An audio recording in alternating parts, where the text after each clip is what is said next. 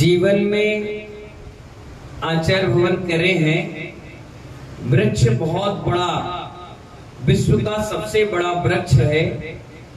विश्व जो है एक बहुत बड़ा वृक्ष के समान है और उसमें 2 ही फल लगते हैं। कितने फल लगते हैं प्रभात जी, गोपाल? कितने वृक्ष लगते हैं? 2। एक तो आचार्य कहते हैं सरस प्रिय वचन और दूसरा सज्जनों की संगति। सरस प्रिय वचन और सज्जनों की संगति, अगर ये 2 वृक्ष के फल हमने चख लिए तो मोक्ष मार्ग की राह बिल्कुल सरल हो जाएगी, बिल्कुल मिल जाएगी। एक तो लोगों से प्रिय और सरस वचन बोलना प्रारंभ करे और जब संगति करे तो सज्जन पुरुषों की करे। किसकी करे? हमारे आचार्य भगवान कहते हैं वाणी से बनते हुए काम बिगड़ जाते हैं और बिगड़े हुए काम बन जाते हैं सिर्फ वाणी से। किससे?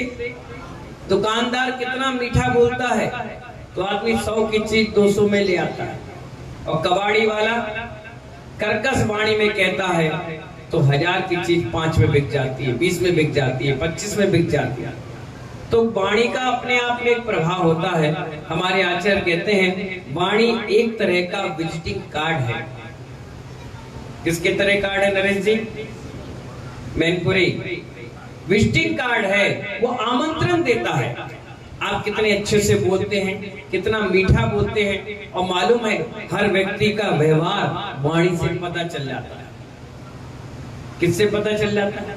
वाणी से पता चल जाता है। आपकी मीठी वाणी है, आपकी कर्कश वाणी है, आपकी मधुर वाणी है, आपकी किस हिसाब से वर्गणाएं वाणी की निकल रही हैं। आचार्य कहते हैं आप साधु हैं तो आपका लैंग्वेज अलग होगा, आप श्रावक हैं आपकी लैंग्वेज अलग होगी, कोई संगीतकार उसकी लैंग्वेज अलग होगी, माइक और पल्लेदार की लैंग्वेज अलग होगी, कोई मिनिस्टर प्राइम मिनिस्टर है उसकी लैंग्वेज अलग होगी।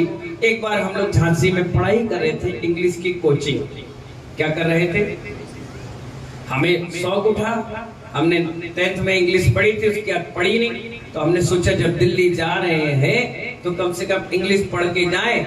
लोग वहाँ इंग्लिश में बच्चे भी बात करते हैं तो हम क्या जवाब देंगे। तो हमको पढ़ाई का शौक उठा, हम महाराज के साथ बैठ गए और एक टीचर को बुला लिया। टीचर भी बैठ गया, हम भी बैठ गए, तो पढ़ाई चालू हो गई। 2-4 बच्चे हल्ला गुल्ला करने लगे।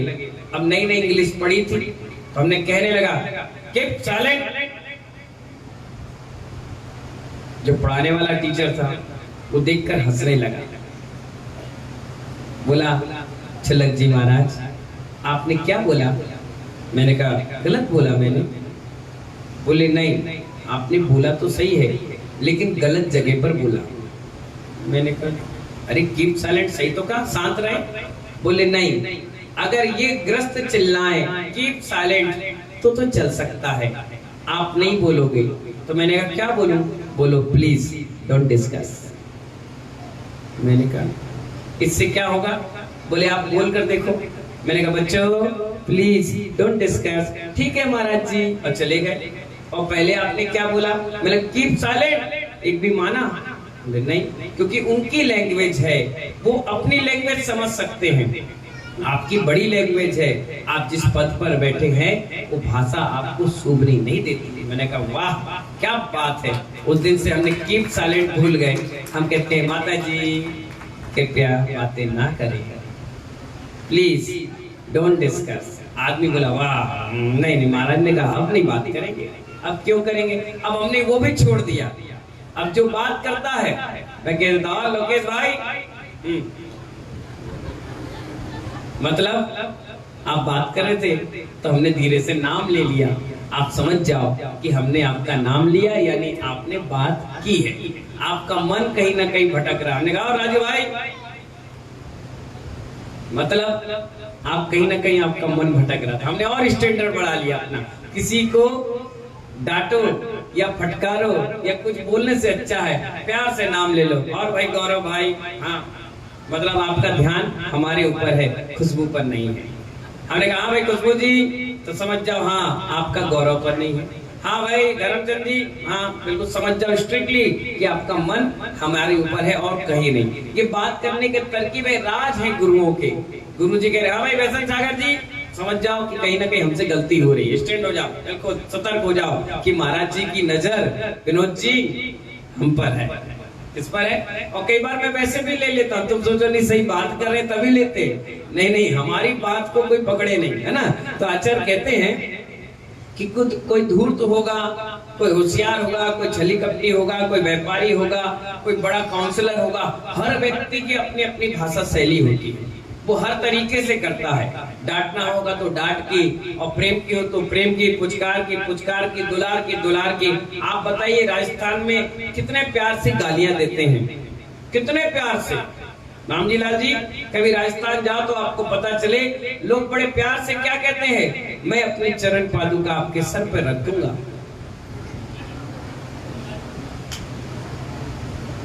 क्या कहा उसने? किसी को समझ में नहीं आएगी क्या कह दिया, और अपनी बात की बात कह दी। उसने कह दिया पवन मामा क्या, मैं अपनी चरण पादुका आपके सर पर रख दूंगा और आपके डबरा या चप्पल की भाषा में मैं तुम्हें जूते मारूंगा। अब भाषा है, देखिए उसने कितने प्यार से तुम्हारे अपने चरण उनके सिर पर रख दिए। चरण पादुका का मतलब जूते हो गए। और आपकी लैंग्वेज में क्या हुआ, अगर आप किसी से कहते मैं तुझे जूते मारूंगा तो अभी लड़ाई हो जाएगी। और वहां की मीठी भाषा में उसने कह दिया कि मैं अपने चरण पादुका तुम्हारे सर पर विराजमान कर दूंगा। मतलब क्या हो गया? ये भाषा शैली है, अपनी अपनी भाषा है, अलग अलग चीजें हैं।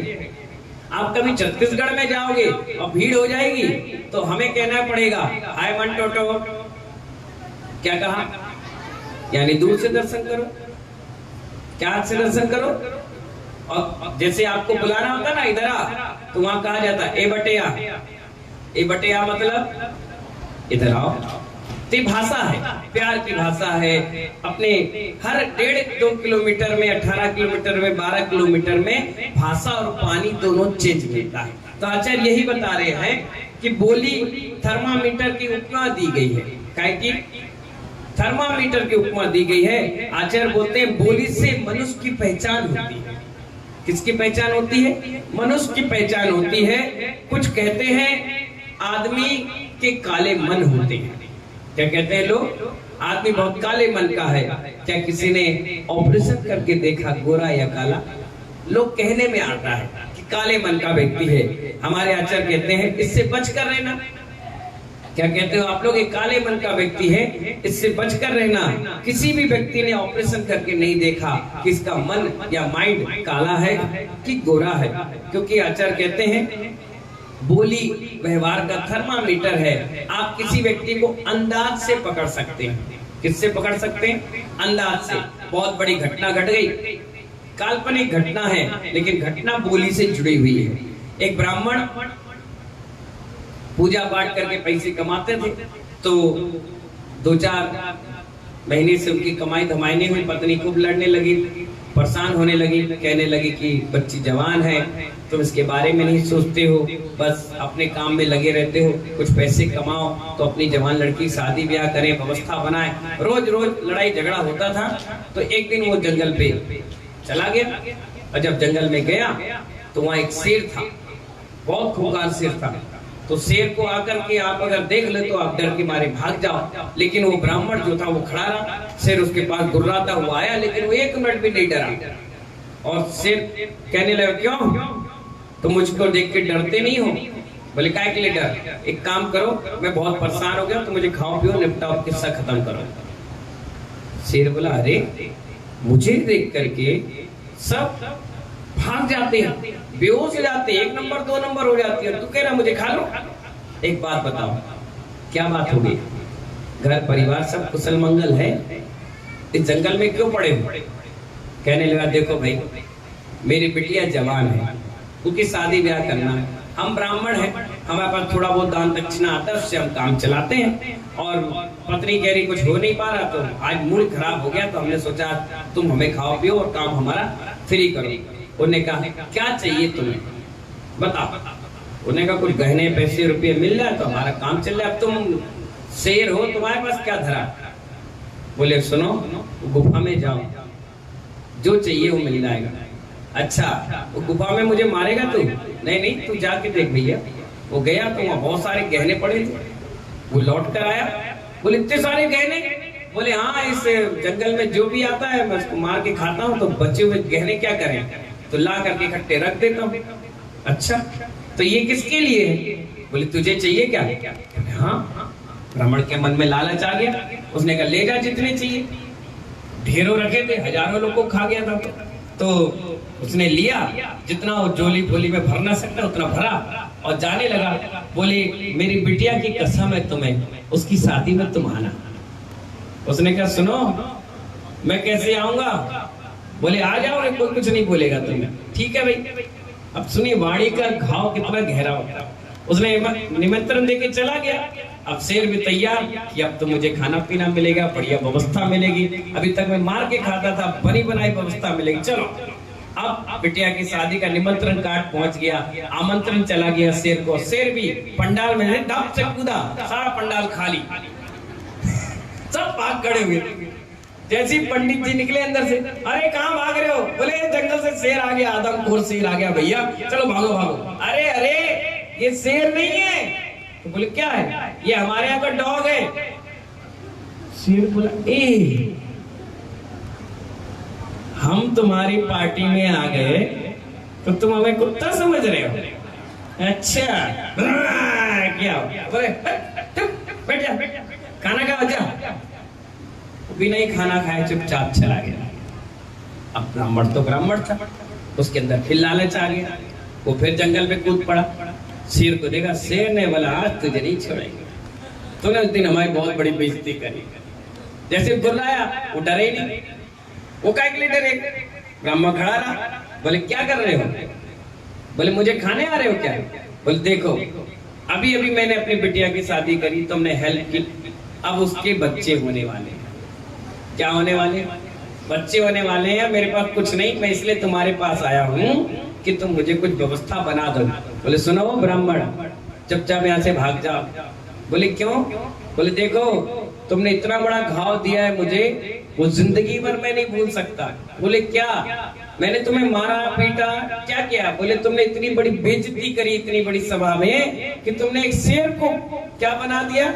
पालतू कुत्ता। शेर वो भी पालतू कुत्ता बनेगा? मैं तो सहज भाव में तेरी बेटी की शादी में आया तो मुझे निमंत्रण देकर आया, इसलिए अब मैं तुझे नहीं छोड़ूंगा। तो यहाँ से तुरंत भाग जा, और नहीं तो मेरा कोप का भाजन बन जाएगा। तुरंत भाग जा।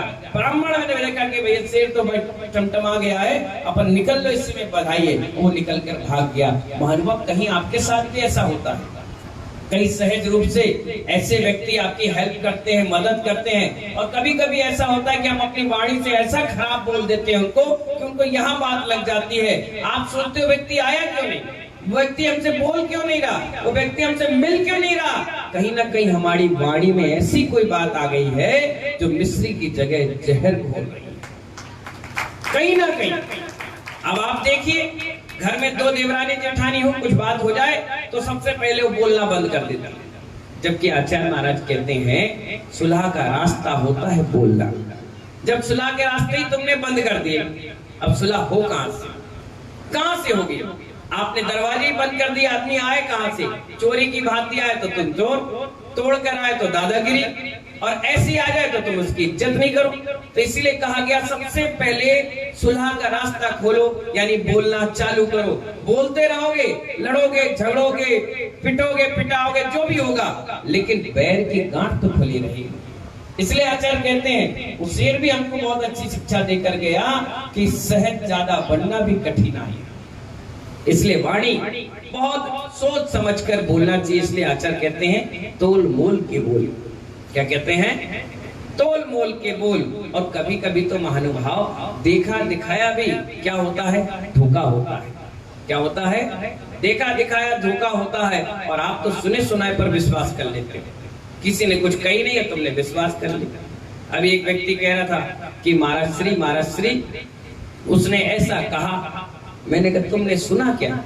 नहीं वो कह रहा था। मैंने कहा उसको ले आओ। मैंने ये क्या होता है? मैं नहीं सुनता, क्योंकि मैं घाट घाट का पानी पीता हूँ और समय समय पे कई जगह समाजों में रहता हूँ। आपके लिए मैं नया होऊंगा, लेकिन मेरे लिए आप नए नहीं हो। मैं तो हर व्यक्ति को जानता हूँ, आप फसलों को जानते हो, मैं नस्लों को जानता हूँ। आप हर बार की फसल देख के खरीदते हो और मैं नस्ल देख के समझता हूँ, क्योंकि हमारे आचार्य भगवान कहते हैं फसल एक बार बिगड़े सुधर सकती है, नस्लें बिगड़ेगी तो कब सुधरेगी, नहीं सुधरने वाली। इसलिए अपन नस्ल को पकड़ते हैं, फसल तो अपने आप सुधर जाएगी। इसलिए महानुभाव मीठा बोले, हित मित्र प्रिय वचन बोले, अच्छा बोले। जितना अच्छा आप अपनी वाणी में बोलेंगे, लोग मरने के बाद आपको याद करेंगे, हाँ वो व्यक्ति गया, बहुत अच्छा बोलता था, बहुत बढ़िया था।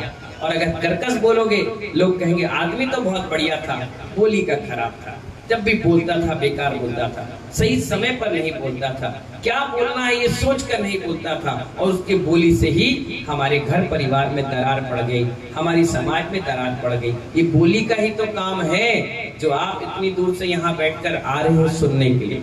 ये 12 तारीख तो एक बहाना है, ये बोली का ही तो काम है। जो हम मीठा बोलते हैं, भले मीठा नहीं खाते, मीठा बोलते हैं, इसलिए बच्चे भी अपनी माँ से कहते हैं माँ मॉल नहीं जाएंगे, मुनिराज के पास जाएंगे, माँ घूमने नहीं जाएंगे, मुनिराज के पास जाएंगे, महाराज के पास जाकर बैठेंगे, महाराज आशीर्वाद देते हैं, हमसे बोलते हैं। बताओ आज दिल्ली से लोग आए, आपको ऐसे अध्यक्ष से मिलाएंगे, आप देख करके हैरान होंगे। हमारे वीर सेन जी खड़े हुए, हम आदर्श अध्यक्ष का उपाधि देकर के इनको आए। ये ऐसे व्यक्ति गौतमपुरी दिल्ली का एक स्थान है, ये इस्तीफा देकर बैठते थे, लोग इन्हें वापस टीका कर देते थे, आप ही अध्यक्ष। ये बोले अरे यार बार बार फिर बना देते हो, फिर टीका कर देते हो, फिर 3 साल के लिए बन गए, फिर कहते थे ये इस्तीफा भैया नहीं, फिर सबसे पहला अभिषेक करते हैं, सबसे पहला चौका लगाते हैं। और मालूम है तुम्हें हैरानी होगी, जो भी संत आसपास नगर में आए तो पहले सिर पर चढ़ाकर उनके साथ कमंडल पकड़ के आगे आगे इतनी उम्र में भी पैदल चलते हैं। इसलिए मैंने इनके अंदर इतने गुण देखे। तो मैंने जब बड़ा कार्यक्रम था 12 अगस्त का दिल्ली में, जहां 10-20 हजार आदमी थे, बहुत बड़े स्टेडियम में कार्यक्रम हुआ, मैंने इनको आदर्श प्रधान की उपाधि दी। क्यों? क्योंकि वहां पर अध्यक्ष को प्रधान कहते हैं दिल्ली में, इनको आदर्श प्रधान की दी। इन्हें बोले महाराज इतना बड़ी उपाधि, मैंने कहा आप साधु सेवा में लगे रहते हैं, चौका पहला अभिषेक पूजन पाठ करते हैं, आज के समय में अध्यक्ष बना दो, सिर्फ कार्ड में नाम छपाकर आदमी गायब हो जाता है। उसको कार्ड चाहिए, उसको पत्रिका चाहिए, बस उसके बाद आदमी गायब। लेकिन हमारे बीच में ऐसे ऐसे लोग आए हुए हैं जिन्हें फोटो नाम प्रसिद्धि से नहीं, उनको साधु सेवा है। हमारे नरेश जी देखिए खड़े हुए, नरेश जी मैनपुरी से आए हुए हैं और 700-800 वर्ष पुराना मंदिर जीर्णोद्धार पर कगार पर है और पूरी दिलचस्पी के साथ उस मंदिर को बनवा रहे हैं, पूरे दिन रात लगकर सेवा कर रहे हैं। और अभी जब कभी इधर से अपन चलेंगे तो उस मंदिर के भी दर्शन करके आना। प्रसाद खाने का भगवान महावीर का मंदिर है, मैं शिलान्यास करके आया और बिना नाम फोटो के बिल्कुल अपनी सेवा में पूरा परिवार पूरे समाज के साथ लगा हुआ है। ऐसे लोग यहाँ पर विराजमान हैं, एक बार उनके लिए भी तालियां बजा दीजिए। हमारे बीच में हमारे उस्मानपुर से पूरी कमेटी आई हुई है, हमारे रामवीर भैया, अनिल भैया, हमारे धर्मचंद जी, उनके पूरा परिवार, उनकी महिलाएं, उनके बच्चे, देखिए कितनी दूर से दिल्ली से स्पेशल कल के प्रोग्राम के लिए आए हुए हैं। वो भी जब हम लोग वहाँ थे तो वहाँ भी बहुत अच्छे दान पुण्य करना, सेवा करना। मंदिर के जस्ट सामने मकान है और जब भी कोई साधु आता है पहला चौका लगाकर आहार देना। मुनि भक्त हैं बहुत गजब के, इसलिए तो मैं आपको उनको बुलाकर मैंने कहा आज भक्ति करो, आनंद लो। आप हमारे बीच में इटावा से आए हुए हमारे संगपति भैया कहाँ हैं? ओपे भाई कहाँ चले गए? हाँ खड़े हो ना, कहाँ चले गए? यहाँ पर होंगे। अभी लॉकडाउन का समय मैंने इटावा में चातुर्मास किया और ऐसे समय में चतुर्मास हुआ जहाँ घर से आदमी नहीं निकल रहा था और वो व्यक्तियों ने हमारी सारी व्यवस्थाएं बनाई।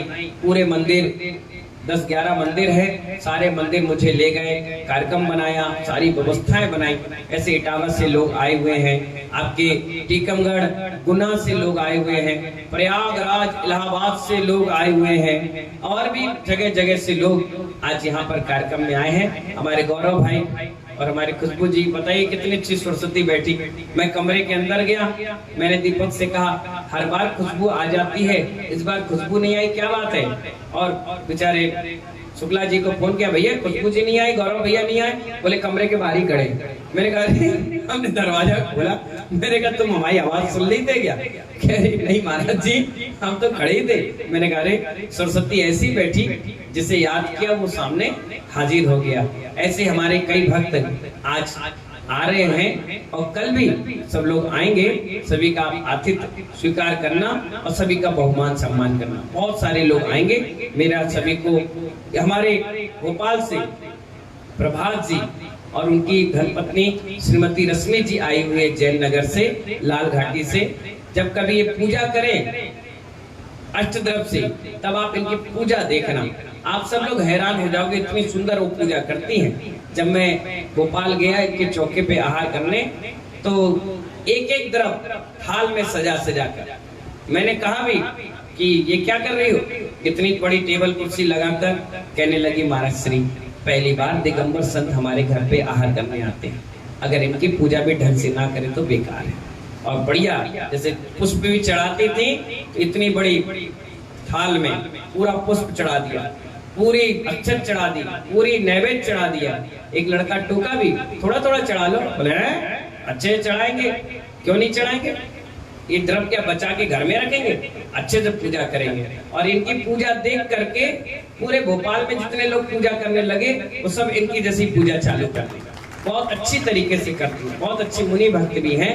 2.25 किलोमीटर दूर इनका घर था, लेकिन मैं गया आहार करके आया। उस क्षेत्र के सभी लोगों को इन्होंने चौका लगाना सिखा दिया, सब लगाओ खूब करो।